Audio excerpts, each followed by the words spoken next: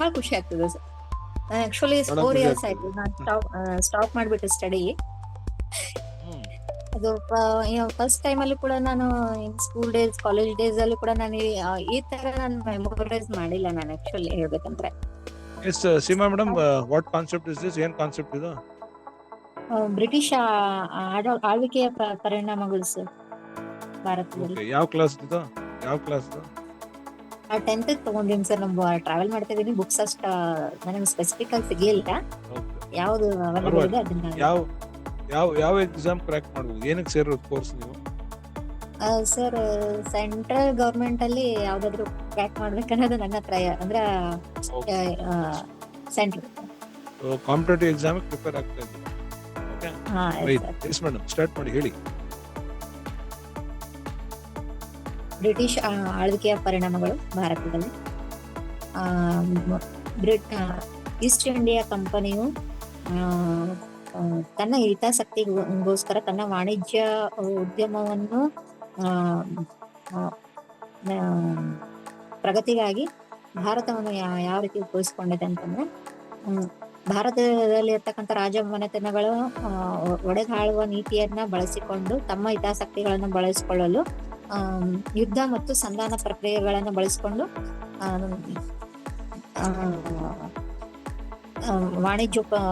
ವಾಣಿಜ್ಯೋದ್ಯಮವನ್ನು ನಡೆಸಲು ಸಹಕಾರಿ ಆಯಿತು. ಇಲ್ಲಿ ಶಿಕ್ಷಣ, ಭೂಕಂದಾಯ, ಕೃಷಿ, ತೆರಿಗೆ ಇಂತಹ ಅನೇಕ ರೀತಿ ಈಸ್ಟ್ ಇಂಡಿಯಾ ಕಂಪನಿಯು ತನ್ನ ಹಿತಾಸಕ್ತಿಯನ್ನು ಮುಂದುವರಿಸಿಕೊಂಡು ಹೋಯಿತು. ಲಾರ್ಡ್ ಕಾರ್ನ್ವಾಲಿಸ್ನು ನಾಗರಿಕ ವ್ಯವಸ್ಥೆಯನ್ನು ಜಾರಿಗೆ ತೆಗೆದುಕೊಂಡು ಬಂದನು. 1773ರಲ್ಲಿ ಇಂಗ್ಲೆಂಡ್ ಸರ್ಕಾರವು ಈಸ್ಟ್ ಇಂಡಿಯಾ ರೆಗ್ಯುಲೇಟಿಂಗ್ ಆಕ್ಟ್ ಅನ್ನು ಜಾರಿಗೆಗೊಳಿಸಿತು. ಹೆಸರೇ ಹೇಳುವಂತೆ ಇದು ನಿಯಂತ್ರಣಗೊಳಪಡಿಸುವಂತಹ ಒಂದು ಆಕ್ಟ್ ಆಗಿದೆ. ಇದು 1801ರಲ್ಲಿ ಲಾರ್ಡ್ ವೆಲ್ಲೆಸ್ಲಿ ಅವರು ಕಲ್ಕತ್ತಾದಲ್ಲಿ ಓಲ್ಡ್ ವಿಲಿಯಂ ಕಾಲೇಜ್ ಅನ್ನು ಸ್ಥಾಪಿಸಿದರು. ನಾಗರಿಕ ವ್ಯವಸ್ಥೆಗೆ ಸೇರಬಯಸುವಂತ ಅವರಿಗೆ ಅಲ್ಲಿ ಶಿಕ್ಷಣ ನೀಡಲಾಗುತ್ತಿತ್ತು. ಆದರೆ ಇದು ಈಸ್ಟ್ ಇಂಡಿಯಾ ಕಂಪನಿಯು ವಿರೋಧಿಸಿತ್ತು. ನಾಗರಿಕ 1853ರಲ್ಲಿ ಅವರೇ ನೌಕರರನ್ನ ಆಯ್ಕೆ ಮಾಡಿಕೊಂಡ್ರು. ಮತ್ತೆ ಅದನ್ನ ನಾಗರಿಕ ಪರೀಕ್ಷೆಗಳ ಮೂಲಕ ಆಯ್ಕೆ ಮಾಡಿಕೊಳ್ಳಬೇಕೆಂಬುದನ್ನು ಕೂಡ ಪ್ರಸ್ತಾಪಿಸಿದರು. ಇದನ್ನು ಲಾರ್ಡ್ ಕಾರ್ನ್ವಾಲಿಸ್ನು ವಿರೋಧಪಡಿಸಿದನು. ಭಾರತೀಯರೆಲ್ಲರೂ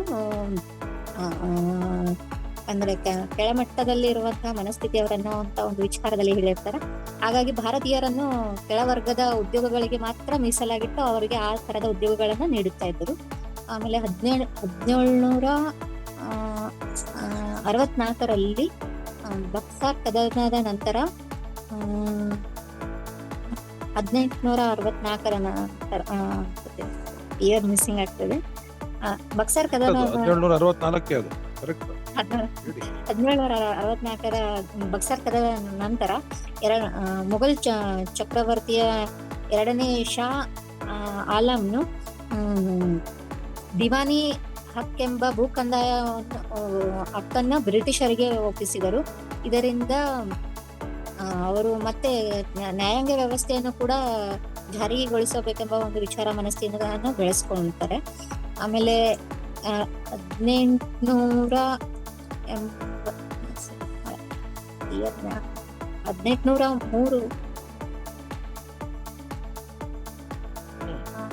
ಪಾಯಿಂಟ್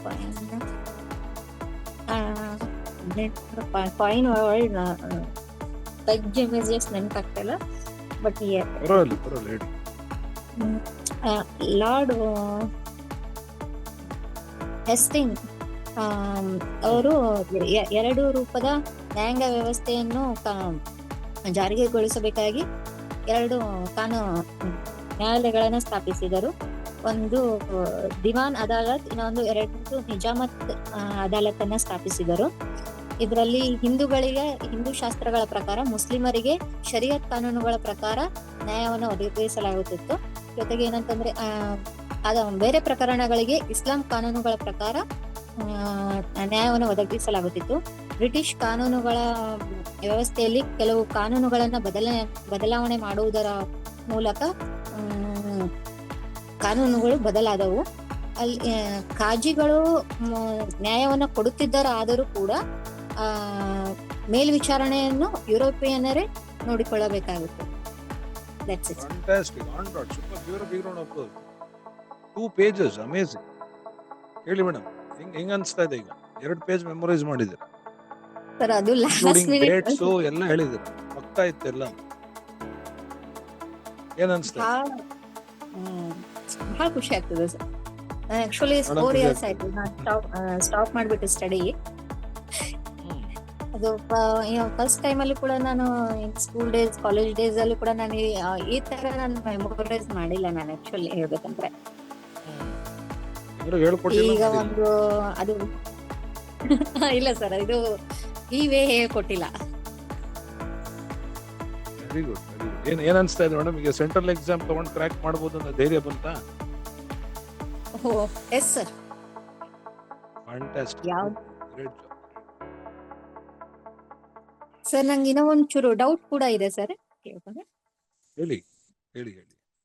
ಸರ್, ಕೀವರ್ಡ್ಸ್ ಗಳನ್ನ ನಾವು ಬಳಸ್ಕೋತೀವಲ್ಲ ಸರ್, ಒಂದೊಂದ್ಸಲ ಕೀವರ್ಡ್ಸ್ ಗಳನ್ನ ಚೇಂಜ್ ಮಾಡ್ಕೋಬೇಕನ್ನೋದು ಒಂದು ಸೆಕೆಂಡ್ ಥಾಟ್ ಕೂಡ ಬರುತ್ತೆ. ಅದನ್ನ ಯಾವ ರೀತಿ ನಿಭಾಯಿಸ್ಬೇಕು ಅಂತ. ಬರ್ಲಿ, ಚೇಂಜ್ ಮಾಡಿ, ತಪ್ಪೇನು? ಅದ ಅರ್ಥ ಸೇಮ್ ಇದ್ರೆ ಮಾಡ್ಕೊಳ್ಳಿ, ತಪ್ಪೇನು? ನಡೆಯುತ್ತೆ ಅಂತ ಸರ್. ತಪ್ಪೇನು? ಏನ್ ಮಾರ್ಕ್ಸ್ ತೆಗೆದ್ ಬಿಡ್ತಾರ? ಮಾರ್ಕ್ಸ್ ತೆಗಿಯಂಗಿದ್ರೆ ಮಾಡಬಾರ್ದು, ಇಲ್ಲಾಂದ್ರೆ ಮಾಡ್ಕೊ ಸರ್. ಇನ್ನೂ ಒಂದು ಅಂದ್ರೆ ಕರೆಕ್ಟ್, ಅದು ಕರೆಕ್ಟ್ ಅಂತ ಸರ್. ಇನ್ನೂ ಒಂದಂದ್ರೆ ಅವ್ರು ಏನೋ ಕೊಟ್ಟಿರೋ ಪದಾನೇ ನಾನ್ ಮೆಮೊರೈಸ್ ಮಾಡ್ಬೇಕಂತ ಏನಿಲ್ವಲ್ಲ. ಹೌದು ಸರ್. ಇನ್ನೊಂದ್ಸಲ ಕೆಲವೊಂದ್ಸಲ ನಮ್ಮನ್ನು ಕ್ಲಾಸಿಗೆ ಆಗಿರಂಗಿಲ್ಲ, ಅಥವಾ ಅದು ಚಾಪ್ಟರ್ ನಮ್ಗೆ ಅನ್ನೋನ್ ಆಗಿರುತ್ತೆ. ಅದನ್ನ ನಾವು ಸೆಲ್ಫ್ ಸ್ಟಡಿ ಮಾಡುವ ಮುಖಾಂತರ ನಮಗೆ ಚೂರು 50% ಅರ್ಥ ಆಗುತ್ತೆ. ಅದನ್ನ ಅದಕ್ಕೆ ಏನ್ 50% ನಾನು ಆಪ್ ಕೊಡ್ತಾ ಇರೋದು ಅರ್ಥ ಮಾಡಿಸೋದಕ್ಕೆ ಅಂತಾನೆ ಕೊಡ್ತಾ ಇರೋದು. ಈಗ ಅದೇ ಅರ್ಥ ಮಾಡಿಸುತ್ತೆ. ನೀವ್ಯಾಕೆ ತಲೆ ಕೆಡಿಸ್ಕೊತೀರಾ?